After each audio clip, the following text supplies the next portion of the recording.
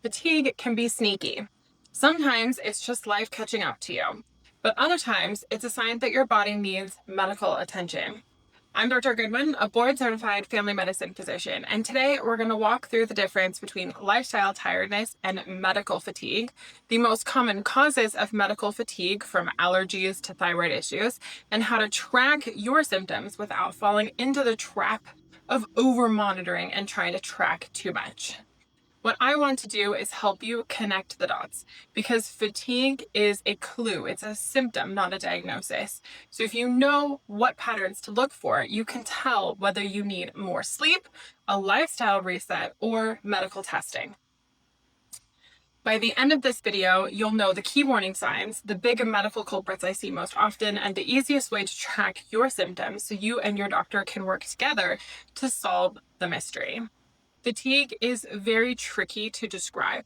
If you've ever told your doctor, I'm tired all the time, and they just kind of look at you like, okay, you are not alone.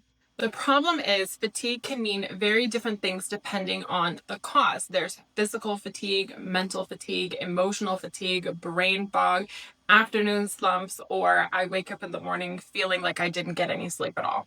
Without patterns, it's hard to solve and find the cause. But tracking gives you evidence how bad it is, how it's changing, what's triggering the fatigue. And this is key. Tracking should be a tool, not a burden. If it's taking you more than 5 to 10 minutes a day, if it's stressing you out, then it's not helping you. So I talked a little bit about this in my last video, but the main difference between lifestyle fatigue and a medical diagnosis of fatigue is whether or not sleep is restorative. So lifestyle fatigue is caused by poor sleep, overwork, stress, bad nutrition, poor sleep cycles, not going to bed at the same time every night or not getting up at the same time every morning, not getting enough exercise, and that kind of fatigue gets better with a good night's sleep. If you have a chance to sleep 12 hours on the weekend, say a Friday or Saturday night, and you wake up in the morning and you feel better, then what you need is more sleep. Medical fatigue, on the other hand, does not improve. People can sleep 9, 10, 12 hours and wake up in the morning and say, I feel just as exhausted or even more exhausted from when I went to bed the night before. So that's when it's a red flag. So the top causes of fatigue that I see in the clinic when patients come to see me is, of course, insomnia. People are not getting enough sleep. They're either having trouble falling asleep, staying asleep, or they're waking up too early in the morning before their alarm goes off. This, of course, results in reduced sleep time, where you have fragmented sleep architecture. You're not getting those waves of sleep that lead to a REM sleep cycle and then back to a light sleep cycle and back around again. And so the consequences, of course, is you feel exhausted, and oftentimes your sympathetic nervous system gets activated and your stress hormone, your cortisol levels can rise, which can further impair your sleep quality the next night and perpetuate a cycle of fatigue. The most common reasons why that happen is because we just don't go to bed at night. Most of the time we're staying up too late. We finally have some time to ourselves. We're watching TV, we're on our phones, we're scrolling social media, we're taking those screens into the bedroom. We're getting blue light exposure right before bedtime, which impairs your melatonin production and when it peaks and when it falls. And what actually makes you sleepy is when melatonin is falling out of your brain and when that hormone is decreasing. And if you have a blue screen, you're going to keep that melatonin spiking longer, and so it's going to take you longer to fall asleep.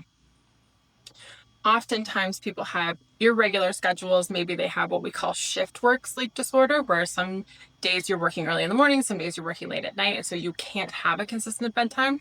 And teenagers oftentimes will stay up really late on the nights and weekends, and then they will be really fatigued and groggy during the week because their body is kind of shifted to that sleep schedule, and so it's hard to fall asleep at, say, 10 p.m. if you have to go to school the next morning. Our bodies are creatures of habit, and we are so susceptible to behavioral modification. So one of the main things I always tell my patients is if you have a routine where every day at, say, 9 p.m., you are turning off all of your screens and you are doing some kind of yoga or journaling routine for exactly 10 minutes from 9 p.m. to 9:10, and then you are putting on your pajamas, brushing your teeth, getting ready to go to bed, maybe doing your skincare routine, and you are in bed, lights off by 9:30 on the dot, like not 9:35, not 9:29, but 9:30. Within 2 weeks, most of the time, unless there's a medical cause for chronic insomnia, your body will be naturally incredibly sleepy on its own, ready to go to sleep, and you'll be waking up feeling a lot more refreshed and rested in the morning because our body craves routine, our body craves habits, and our lifestyle, our culture just isn't set up for that. It isn't something that we normally do. But when we can do that, and you have to do it on the weekends, you have to do it on the holidays, you have to do it every day or most days, 95% of days out of the year, then it's so easy to fall asleep for most people. And of course, you have all of the other advice as well. Keep the room cool, keep it dark, keep it quiet. There's a lot of other things that can wake people up. And of course, we always talk about alcohol. Alcohol before bedtime will wake you up when the alcohol gets out of your system, usually at about 2 o'clock in the morning. And when the alcohol leaves your system and you kind of half wake up, most people don't remember it, but their sleep is going to be poor the next morning because it was disrupted. And then, of course, caffeine and nicotine anytime after noon can also wake you up or cause difficulty falling asleep. One of the other really common ones is restless leg syndrome. So that is where your legs or your arms feel pain if you're not moving them. Sometimes they just feel itchy, sometimes they feel uncomfortable, but you're laying in bed, you're trying to fall asleep, and you're just like kind of just moving around a lot. Gotta just shift or move. And if you hold still and actually intentionally try to stop, you'll notice that it feels really uncomfortable to sit still. Oftentimes that's from anemia or a magnesium deficiency or something like that, but that is something that you would want to get a medical workup to check for. One of the most common things that wakes my patients up in the middle of the night is pain. So that is a really, really big one that can cause issues with sleep. And we talk a lot about, or at least I talk a lot with my patients about changing their mattress, their pillow, the medicine that they're taking before they go to sleep, making sure that they're getting a good night's rest. If they have like shortness of breath or they have COPD or heart failure or something like that, sometimes we elevate the head of the bed a little bit. Heartburn as well, we elevate the head of the bed a little bit. And so if you do have a medical problem and you're having a lot of fatigue, it can help to talk to your doctor and say, hey, I think this is what's waking me up in the middle of the night, or at least it's causing fatigue for me. Maybe I'm not waking up enough to remember it in the morning, but I'm feeling really exhausted. And probably the number one reason why I think people are having trouble falling asleep or they're having trouble staying asleep today in our modern day and age is anxiety and racing thoughts. I know it's the main problem for me, where I will just finally put everything down. And if I don't journal and I just go to bed and just lay in bed, my brain, that's the point in time at which it wakes up. My brain will finally say, oh, hey, we have time to process everything that happened today. And you didn't journal, you didn't write it down. So journaling is one of the best ways to handle anxiety and racing thoughts because it actually gets it out of your head. So oftentimes we think about things over and over and over again. We're going round and round in our head. And I found that if you tell someone about it or you write it down, it gets it out of your head. So you stop thinking about it so much. And so journaling before you go to bed, incredibly important. And then mindfulness meditation, breathing exercises.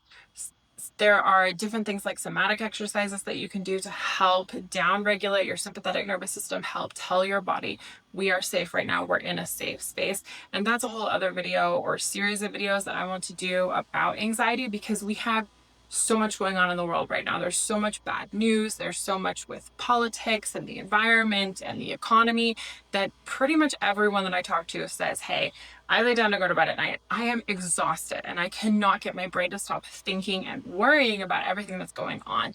And that is probably the number one thing that I'm seeing right now in terms of sleep issues if there's not an underlying medical cause. So whatever you can do to create a safe space for yourself, you can create reminders, you can create mantras, you can have like your best cuddliest blankets and your best sheets and darkness. Those are all really good things to help your body recognize I'm not in a dangerous situation right now. My body is safe. I am safe. I will oftentimes lay in bed and just say to myself, like, this is a safe space. I have done enough today. I don't need to process anything else today.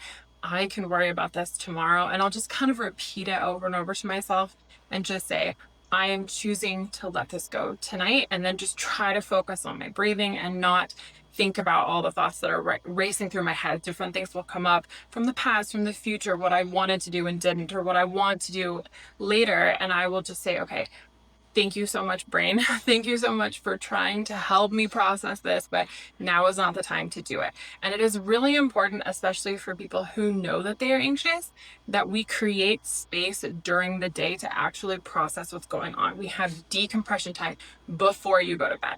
Because remember, I said that your body is really used to routine. So if the only time you're processing your day or thinking through whatever's going on in your head is in bed at the end of the day, then that's when your body's going to do it, because it's a habit, it's routine, it's used to it. So you need to make time in the morning, or maybe right after dinner, or at 8:30, some wind down time with an evening routine where you are actually giving your brain space to think everything through before you get into bed. Okay, now let's get into some of the more serious medical reasons that are going to require medical treatment. Obstructive sleep apnea, probably one of the most common ones. You're technically asleep, but with obstructive sleep apnea, there is an actual obstruction somewhere with the tongue and the throat or the jaw where you are not getting oxygen into your blood. And so your brain goes, oh my gosh, we're not getting any oxygen. And so it will half wake you up enough that you take a breath in, but not so much that you wake up and remember it. And most patients are having that happen somewhere upwards of 60 times a minute. And so it's at least once a second. And so, of course, they're waking up feeling completely exhausted in the morning. Most of the time, people with sleep apnea snore so loudly that their partners, their family members notice, complain, say, hey, you need to see a doctor, you need to get a sleep study. And the next one is allergic rhinitis. So it is really interesting to me. Having allergies, whether it's to the environment or to grass or pollen or your cat or your dog or something like that, not only are you getting the congestion, which is going to disrupt your sleep because of breathing, but also your immune system is turned on like you're fighting an infection all the time. And having your immune system constantly turned on and having those inflammatory cascades happening causes fatigue. Like if you think about it, if someone in your house gets sick, you might not get the same symptoms, the sore throat, the cough, the runny nose, but you'll get exhausted just because your immune system is fighting off the germs, the virus, the bacteria, whatever it is. And this happens with allergies, with seasonal allergies as well. People get really, really exhausted. Okay. One of the other big ones is autoimmune diseases like rheumatoid arthritis, lupus, irritable bowel diseases like Crohn's or ulcerative colitis, multiple sclerosis. There are a whole bunch of autoimmune diseases that we're really discovering and diagnosing earlier for more and more people. And fatigue is a big component of that. And again, autoimmune diseases, it involves your immune system. So an autoimmune disease is when your immune system thinks that it's fighting something. It creates cells to fight a disease that doesn't exist. And so it ends up attacking your body instead. With autoimmune diseases, you can get a lot of pain either in the joints or the muscles. You can get a lot of fatigue because, again, your immune system, you're fighting something off, or your body thinks you're fighting something off.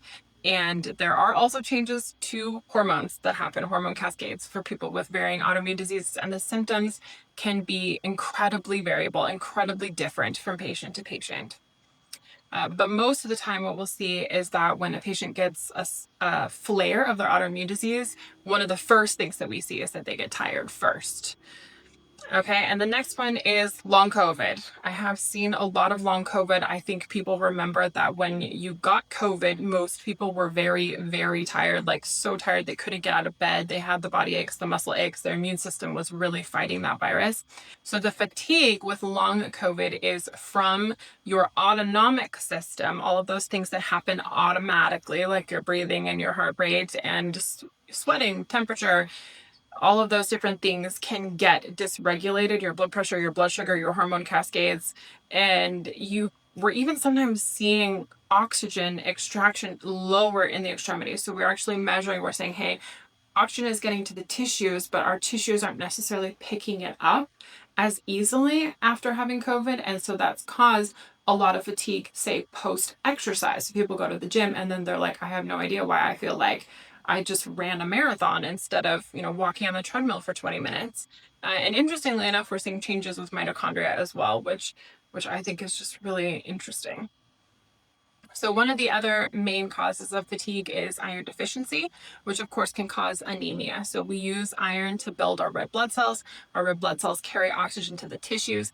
If you have low iron or you have low red blood cells, you're not going to get enough oxygen, and most people just feel really tired when that happens. And so that would be something that we would recommend people get a workup to double check, especially if you're a woman who has, say, really heavy periods, or you get a lot of nosebleeds or something like that. One of the main overlooked causes of fatigue that I see in the office a lot is depression. Fatigue can be just as much of a symptom as the low mood. A lot of times, if there's low levels of serotonin, norepinephrine, dopamine in the brain, people are either not sleeping at all or they're sleeping 12, 15 hours. They're not getting out of bed at all, and they're still feeling completely exhausted. We think this is most likely from our hypothalamic pituitary axis and also from low-grade inflammation. But that would be something if you're having a lot of low mood, if you are feeling like maybe you're having a flare of depression, it can be a really good thing to talk to your doctor about that if it's also causing a lot of fatigue. And then here's the one that everyone loves to blame, the thyroid, low thyroid, right? Everyone always says, oh, I'm exhausted. It must be your thyroid. Get your thyroid checked. I very rarely see that it's actually the thyroid, but it happens often enough that I will still check for every patient who comes in complaining of fatigue. This is just decreasing your metabolic rate, and it actually decreases your mitochondrial biogenesis, which means that you're not making as much ATP. So if you remember all the way back to high school biology, our cells use ATP for energy. And so if you have low thyroid, you're actually not making as much energy in your cells.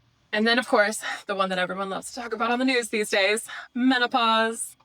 I know that hormones have been really front and center in the news when we're talking about healthcare these days, and it is a very important condition that I am so glad we are doing more research on. We're seeing more medications for. We're definitely seeing more women get treatment rather than just saying, oh, it's something that your body goes through. There's nothing we can do about it. We know that estrogen lowers slowly, but as it lowers through the process of menopause, it fluctuates dramatically. And this can cause a lot of changes for women, a lot of changes in energy, brain fog, hot flashes, of course, disrupting the sleep. But just the low estrogen in and of itself, even without the hot flashes, can cause sleep disturbances and fatigue and lower energy during the day. So we definitely recommend, if you're having trouble with menopause symptoms, to find an OBGYN who specializes in hormones and menopause therapy. So we have a lot of physicians today who are more interested, but maybe still don't have all of the knowledge to treat menopause as well as we would like, because we're still actively researching it now. And so a lot of my patients come in and they say, hey, I want to get tested for all of my hormones. And I say, that's amazing. I totally love that. Let's do it. But you're going to have to actually see a hormone specialist who is an OBGYN.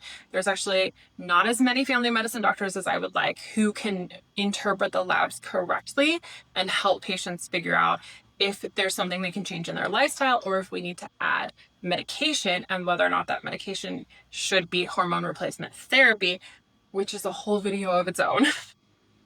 Two less common reasons for fatigue that we're talking about a lot more, that you're probably hearing about more in the media. One of them is POTS, postural orthostatic tachycardic syndrome. This one is pretty rare, but I have actually seen it diagnosed more often with long COVID. I think after the COVID pandemic, I've seen a little bit more of it. And this is where your blood pressure doesn't elevate like it should when you stand up. So you stand up, the blood rushes from your brain because of gravity. Your blood pressure doesn't necessarily increase the way that it should to keep your brain perfused. People get dizzy and lightheaded, but your heart rate goes up because it is trying to compensate for that blood pressure. So people get really tachycardic, and a lot of people get a lot of brain fog and a lot of fatigue from that. And then the last one that I know we talk about a lot in the media that we don't talk about a whole lot in the office is chronic fatigue syndrome, which really is severe post-exertional malaise. Like people will get up to go take a shower and feel like they ran a marathon and have to lay down and take a nap. And the official term for this, the medical term, is myalgic encephalomyelitis, but it's impaired bioenergetics, impaired autonomic function, and neuroimmune dysregulation, which is a whole lot of fancy term to say. There's a lot that we don't know about it. We know that it's a syndrome. We don't know exactly why it gets triggered in every patient, but we know that there are a lot of factors that go into it. So this is also very rare, but I'm seeing it quite a lot more. And so I want to make sure that I mention it. Now let's talk about uh, actually measuring your fatigue. So most medical fatigue scales, if you just Google like fatigue scale, is built for research. So they will say things like 0 is no fatigue and 10 is the worst fatigue you've ever had. And that doesn't necessarily help you decide, like, am I a 6 or a 7 today? Where am I on the scale? So I actually made my own scale. I made the Dr. Goodwin fatigue scale.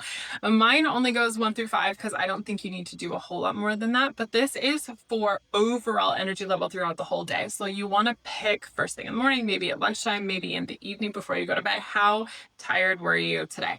Level 1 is Energizer Bunny mode. You are doing chores, you are running errands, you are cleaning the house, you are socializing by choice. You have so much energy, you don't know what to do with yourself. I feel like I can't remember the last time I felt like that, but it exists. We know it exists. All children have it. They live in number 1, right?